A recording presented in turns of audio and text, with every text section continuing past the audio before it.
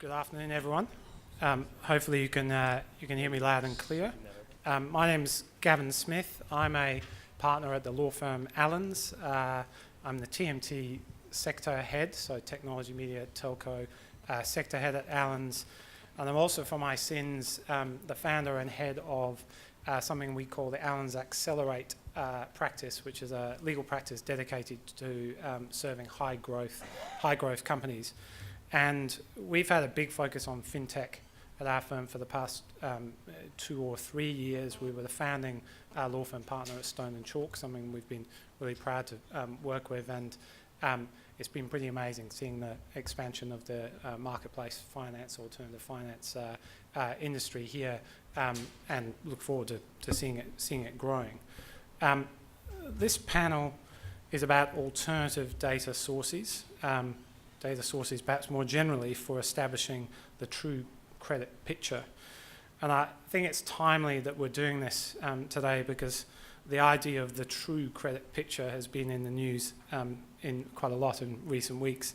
Some of you may well have seen the Doomsday report published by Variant Perception last week that hit the newspapers about the Australian housing market.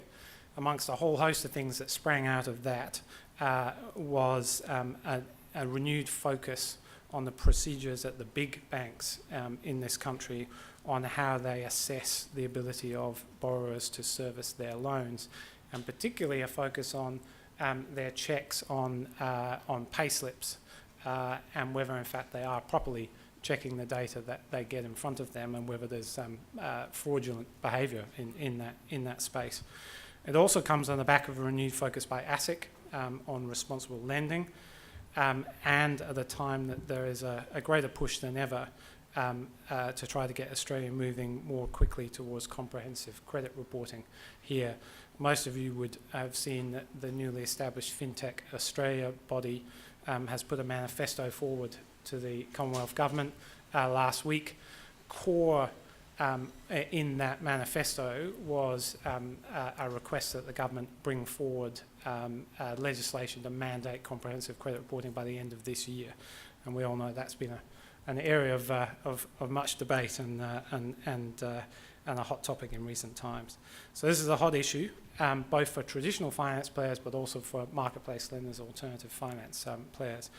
So we're lucky to be joined by 3 people sitting right at the heart of this issue. So David Grafton of Experian, a vast experience in the credit reporting world, is the Managing Director of Experian Credit Services and Decision Analytics. Clark Butler of Dun & Bradstreet. Clark is the CEO of Dun & Bradstreet, been working in the financial services industry for many, many years, was also formerly a partner at Minters, which gave me great heart because I can now see that it is possible to go on to bigger and greater things than where I am at the moment. And then Kareem Al-Bassem of PayPal. Kareem is General Manager of PayPal Credit Australia and leads the PayPal credit business here in country. Great to have you on the panel because I think that's really fascinating to hear a bit more about. So what I might do just to kick off is ask you each just quickly to tell us how you have come to be in your position now. What has your journey been to this position here in the credit data world? Kareem, I might kick off with you. Okay, I got very lucky. Like PayPal, I think I fell into it. I'm a traditional fintech person. I've been involved in fintech for probably about 15 years. On the technology side first in finance, and then I moved over. And the way I got into data was about 2 years ago. PayPal began looking at credit opportunities in this market, and I was the individual that helped us form the new company, PayPal Credit, PTY, here in Australia, and launch our first credit product, which is a SME financing product we call Working Capital. And at the same time, we've been making some considerable investments on the consumer side. And a lot of that is based on the core data we have as a closed loop network, which makes us slightly unique in this market. Sure. So, as Gavin said, I was a lawyer once upon a time, and then I worked in banking and learned a little bit about how retail banking works at Westpac, enough to be interested in disrupting it. I then spent a number of years as a corporate advisor, including co-investing with Archer Capital in a technology company. And then I spent a few years with David at the competitor of Dun & Bradstreet and Experian, which used to be called Vida. I think it's called Equifax today. And then I saw the opportunity to work with Archer again. Archer acquired Dun & Bradstreet in July last year, and is really aggressively looking to grow the business. So we're very happy to have the disruptors in the market and the players with closed loop, open loop. Any kind of data is very interesting from our point of view. I guess, is that microphone working? Right. My history really goes back 30, nearly 35 years, and I've always been interested in data and analytics. And I started off in the UK, helping Experian in the early years of its growth in England, and then ultimately across to the States. Moved to a competitor credit bureau called Equifax, which we've just heard about, and then having gone to Australia to run what is now, going to say what is now Vida, but what is now Equifax. So I ran that company for a number of years, and then for 8 years I was the Chief Risk Officer for the retail bank at CBA, all through the GFC. And then having completed 7 or 8 years there, moved briefly back to Vida, and then joined Experian 4 months ago. So all that time, it's been data and analytics. Really looking forward to this session. So David and Clark, it's not often we get to put two competitors up on stage right beside each other, and so I thought I'd ask you firstly, to the two of you, the credit bureaus are obviously still the core service that underpins credit decisioning, particularly in the consumer credit space. And back in 2014, the legislation underwent a big change, which allowed you to start collecting and reporting positive credit information. How has that changed the way you do business, and how has it changed how customers or viewers come to you looking to use that data? Okay, excellent. Comprehensive reporting is great. It's a half step forward for Australia, and as it was for New Zealand. It brings us almost to the level where the rest of the world's been for quite some time. So I think it's great, and David spent an awful lot of time making it happen, but it's not the be-all and end-all. What it will do is it will provide a great deal more information, and it will allow everyone who's interested in lending to make better decisions.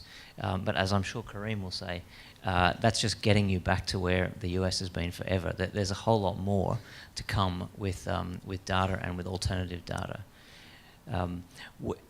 So one of the great things from our point of view, and actually both of our point of view as the second and third players in this market, is that the base level data will commoditise the credit bureau service. And you might find it strange for somebody who's just invested in a business to say that that's a good thing. But what it does is it changes the competition. We can now compete on an even footing on the base level of data. You can ask for it cheaper. And we've got to differentiate ourselves by doing more. We've got to have better data. We've got to invest in the analytics. We've got to find a way of convincing you that we can give you trusted decisions that drive your business. And I think that's a fascinating challenge. As far as comprehensive reporting information is concerned, if I'd have known it was going to take more than 15 years, I might never have got involved in it in the first place, and still less would I have founded the industry association that's lobbied long and hard to get this change to happen. It really has been progress at a glacial speed, unfortunately. There is a big prize here, though. There is absolutely no question that armed with comprehensive credit reporting information, credit providers will be able to make much, much better credit decisions. They can either book that benefit as a reduction in bad debts and losses for the same level of approved business, or they can keep their same level of losses and actually approve a lot more business. So there's significant upsides, and it's not a kind of 1 or 2% thing. It's 10, 15, or as we've seen in New Zealand, even 20 or 25% increase in business volume. So that's all really good, but comprehensive reporting really only adds, in this country, 4 new data elements. And they're not terribly exciting. They're the kind of type of credit, it's the credit limit, whether or not you've closed an account that was good, and crucially, 24 months of repayment history. So that's quite useful, and as a credit bureau, we would be delighted to have that additional information, which will help you make better decisions.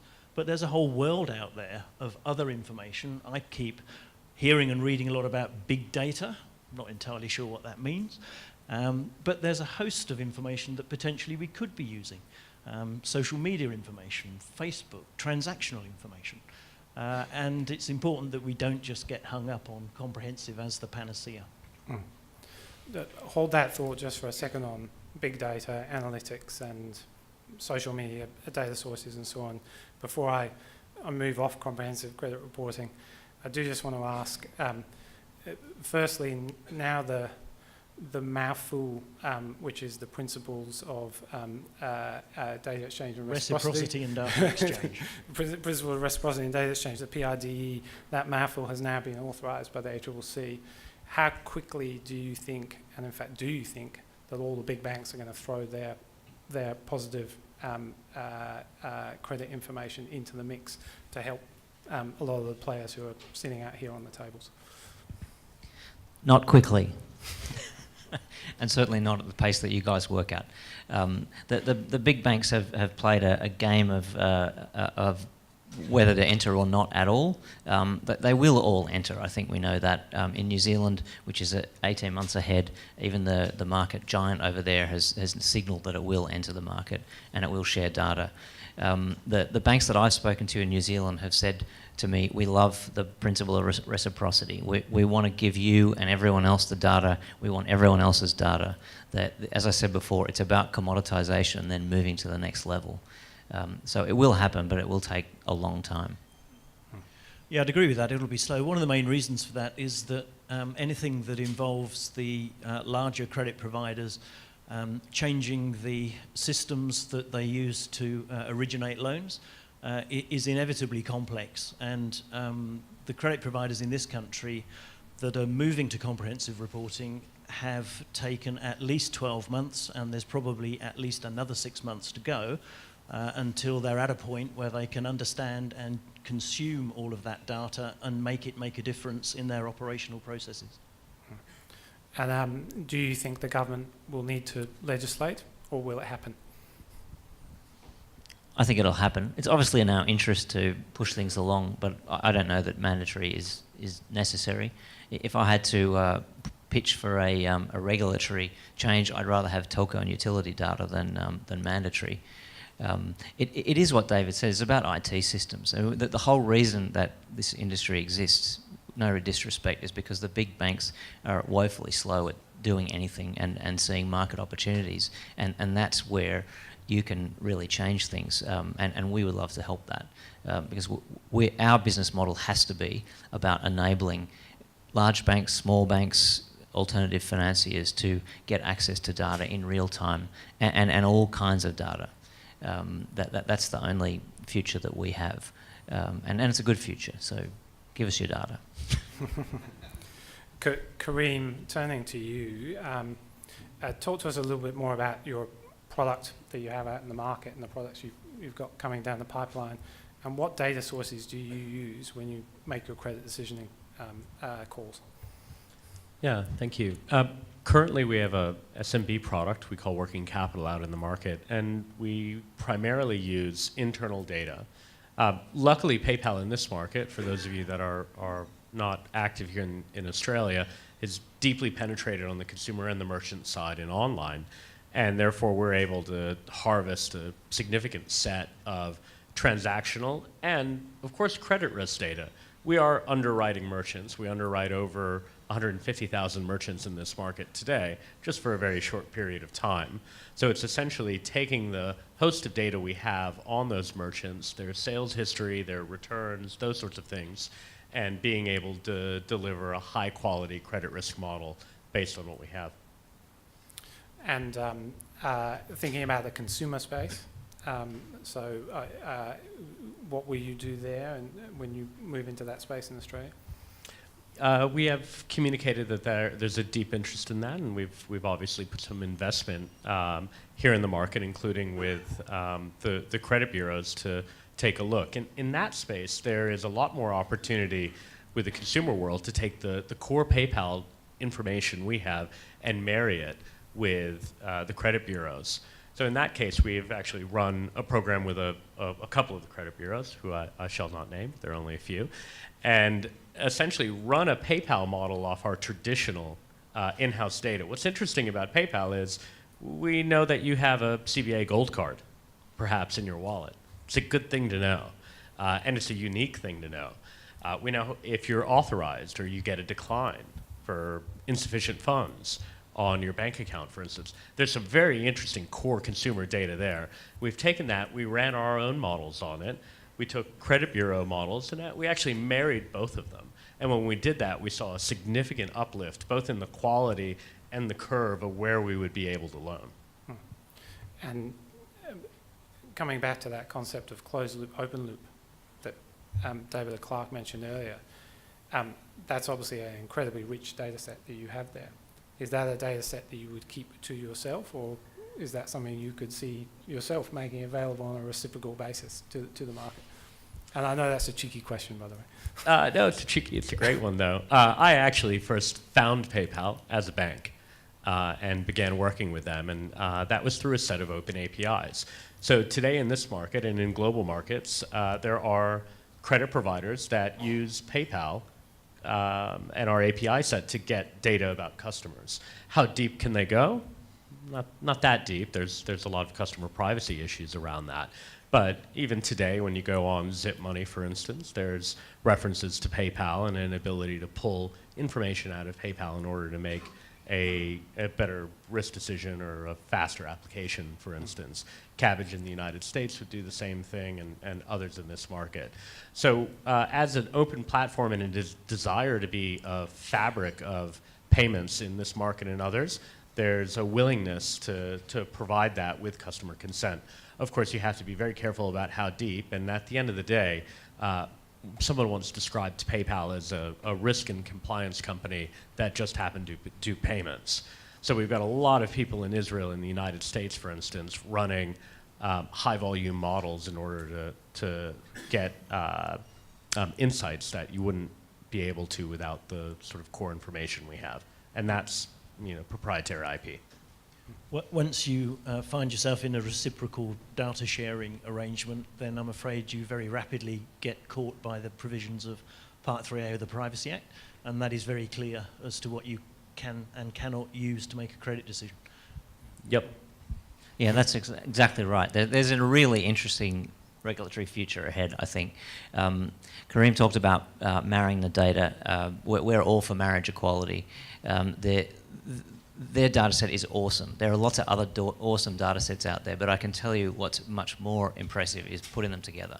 And so our business is about being a data exchange. I found it quite surprising when I met one of the chief risk officers at one of the big banks, and I said, we're really grateful to have your data and to be able to give you value back. And she said that was the first time that anyone from a bureau had ever acknowledged the fact that it was her data. And that's all we are. We don't have any data of our own. I should tell you that we do, but we don't. We collect public data. We do deals with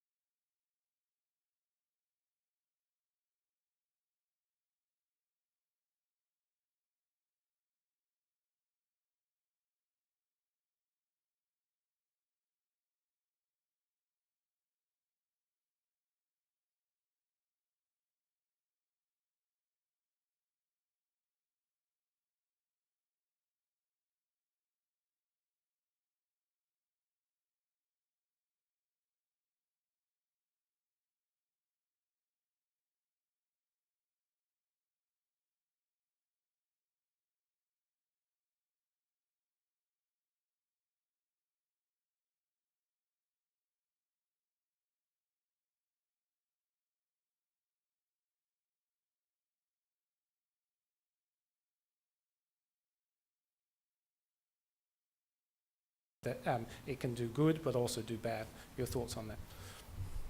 My thoughts on that would be competition. Competition in an environment where the customer is God, if anybody ever read that article a couple of years ago in the Wall Street Journal, allows the customer to lead the way to promote the businesses that provide them the best set of outcomes. And I think more data out in the market allows that to occur. And I think it also goes back to the point raised in the AltFi data presentation, which is about transparency. You know, the more the industry is transparent about what it's doing, the more the regulator is there to make sure that there aren't results that are unfair, unless it has to drive a regulatory result. None of us want everything to be tied up in regulation.